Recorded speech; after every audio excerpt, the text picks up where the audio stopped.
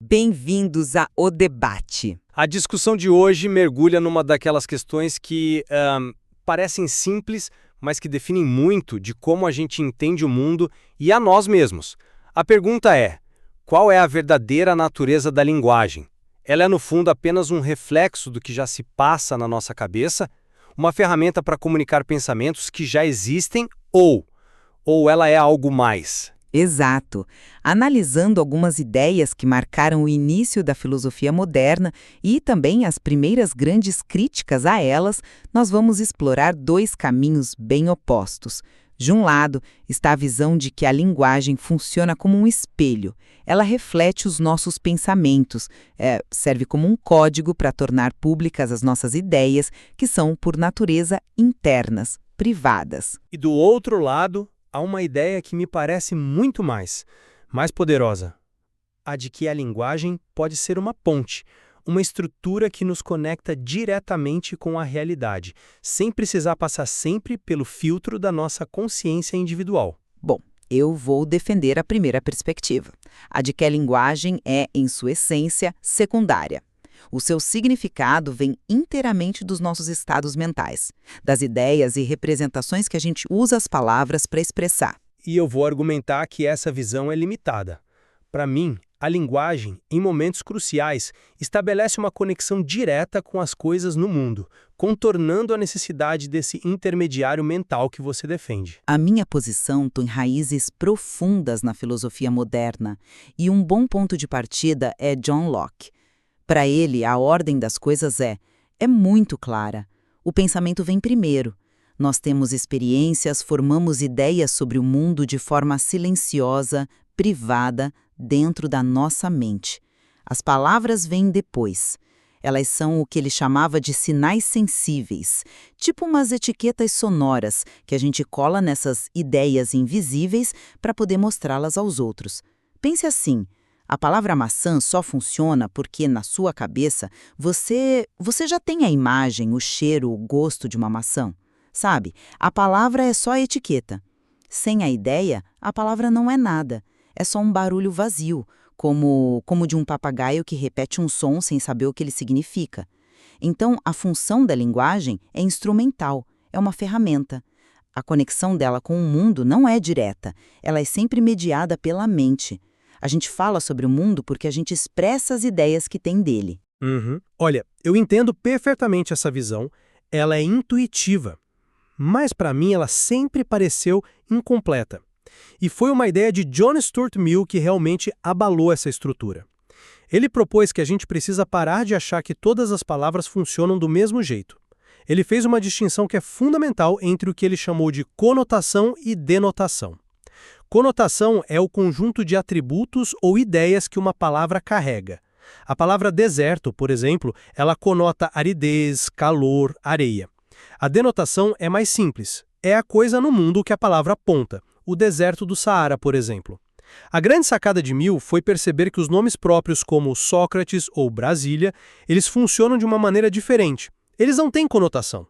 O nome Sócrates não significa filósofo ateniense que foi mestre de Platão.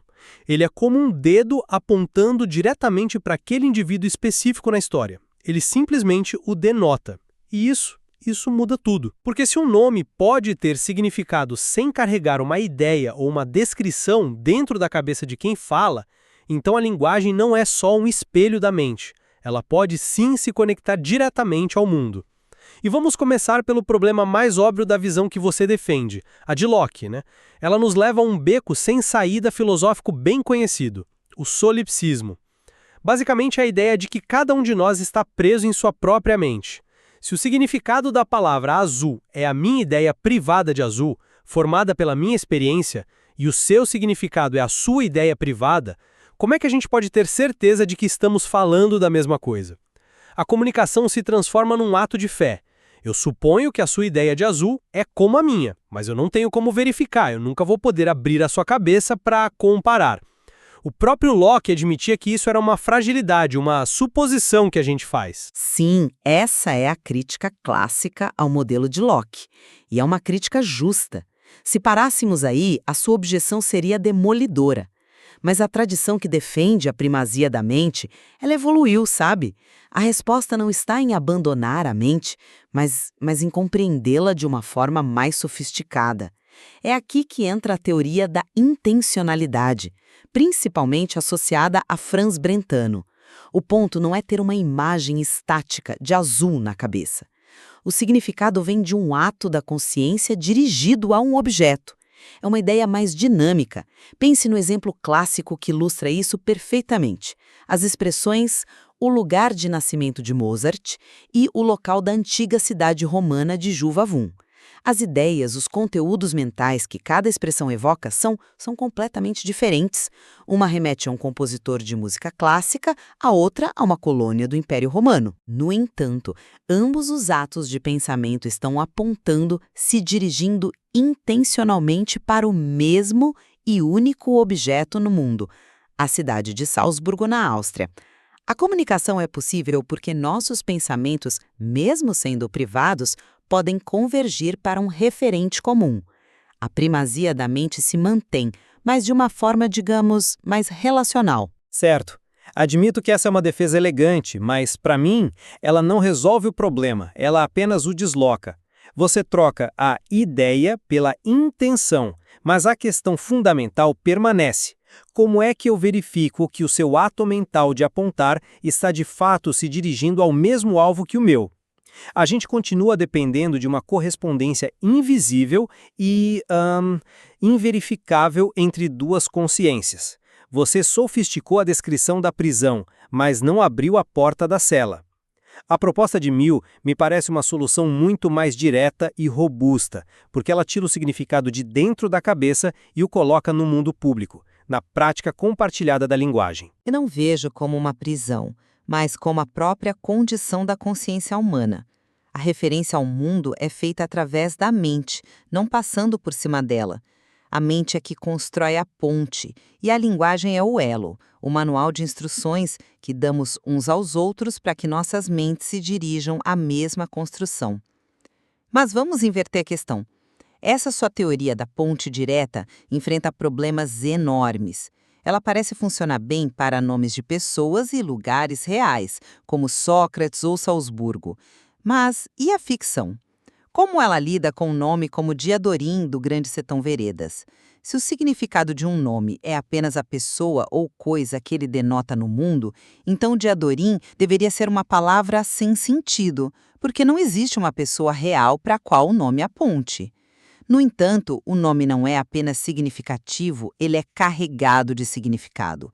Todos que leem a obra entendem perfeitamente quem é Diadorim. De onde vem esse significado se não das ideias, das descrições e das emoções que o nome evota na nossa mente?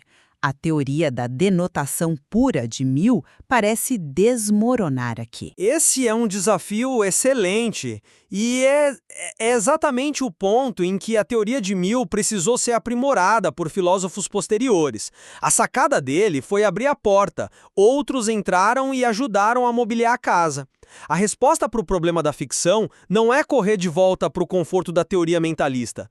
A solução é entender que a referência de um nome não é um ato mágico, mas uma prática social. É como uma corrente. Para o nome Sócrates, essa corrente começa com um batismo, um ato de nomeação lá na Grécia Antiga. E esse nome é passado de falante para falante, de geração em geração, até chegar a nós. Para Diadorim, o batismo é o ato de criação literária de Guimarães Rosa. A corrente de uso se estabelece entre o autor e a comunidade de leitores. O nome Diadorim se refere sim a uma entidade, mas essa entidade existe dentro do universo ficcional daquela obra. A referência funciona. Mas o mundo a qual ela se conecta é o mundo da ficção, um mundo que também é construído e sustentado pela linguagem. Mas isso me parece uma manobra argumentativa para salvar a teoria. Você está, na prática, criando mundos paralelos para que a sua noção de referência continue funcionando. Não seria uma explicação muito mais simples e econômica admitir que Diadorim significa o complexo de ideias, propriedades e narrativas que nós, leitores, associamos a essa personagem na nossa mente? O nome funciona como um gatilho para ativar esse conteúdo mental. A sua corrente social ainda depende de um ponto de partida, e esse ponto de partida é, inevitavelmente, um ato mental, a intenção de nomear de Guimarães Rosa. No fim, você sempre volta para um ato de consciência que origina o significado. A diferença é crucial. Na sua visão, o significado vive e morre na cabeça de cada indivíduo, e a gente torce para que nossas ideias coincidam. Na minha visão, o significado é público. Eu não preciso ter uma descrição completa e precisa de Sócrates na minha cabeça para usar o nome dele corretamente. Eu só preciso estar conectado, mesmo que de forma inconsciente, a essa corrente histórica de uso. A linguagem funciona como uma rede pública, como a internet, não como um diário pessoal trancado na gaveta. E essa natureza pública é o que garante a comunicação. E isso me leva ao meu ponto mais fundamental. O modelo que você defende trata a linguagem consistentemente como uma ferramenta passiva, um instrumento que o pensamento já pronto e acabado utiliza para se manifestar. É como um carpinteiro que já existe plenamente e apenas pega um martelo para realizar uma tarefa. Mas eu questiono essa separação radical. Será que pensamentos realmente complexos podem sequer existir sem a estrutura que a própria linguagem fornece?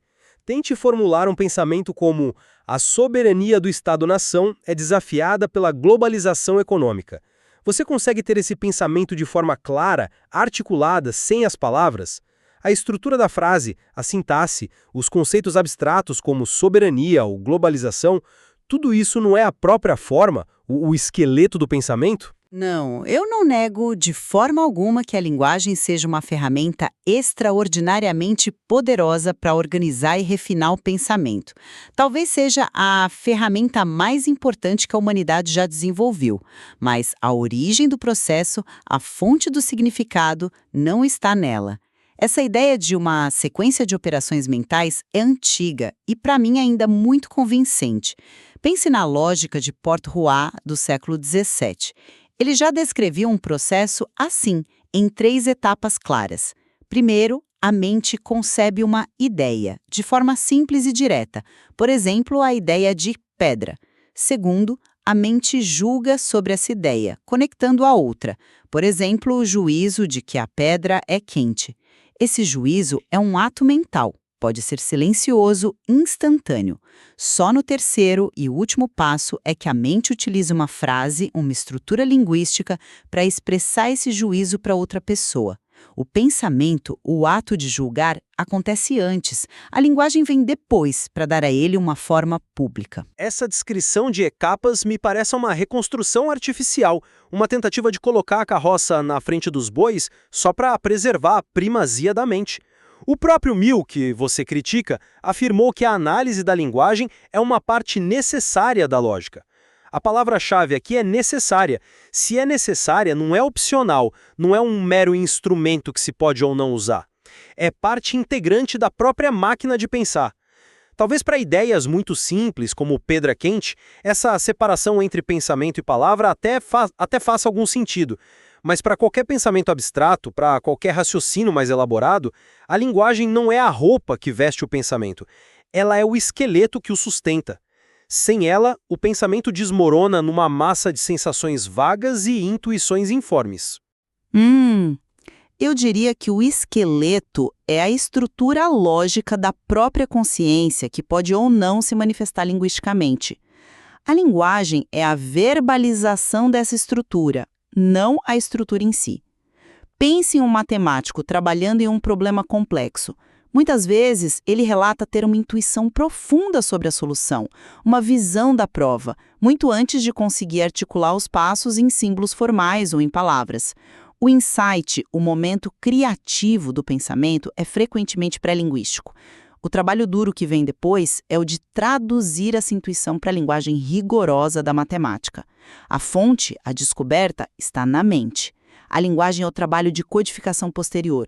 Olha, ao final desta conversa, a minha posição se firma na convicção de que a fonte de todo significado reside na consciência. Sejam as ideias mais simples de Locke ou os atos intencionais mais dinâmicos de Brentano, a linguagem é o veículo genial que a gente usa para tornar público um conteúdo que é, em sua origem, mental e privado. Nossa conexão com o mundo por meio das palavras é sempre mediada pela nossa capacidade de representá-lo, de pensar sobre ele. A linguagem, em sua função mais profunda, espelha a mente. E eu continuo convencido de que essa visão, por mais tradicional que seja, ela nos subestima, ela nos tranca dentro das nossas próprias cabeças. A grande virada filosófica que a crítica de Mill inaugurou nos mostra um caminho diferente. A linguagem é muito mais do que um reflexo do nosso interior.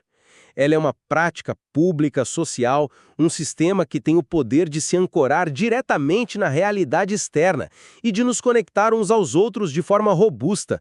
É uma ponte que a gente constrói e atravessa junto, não um espelho que cada um segura para si.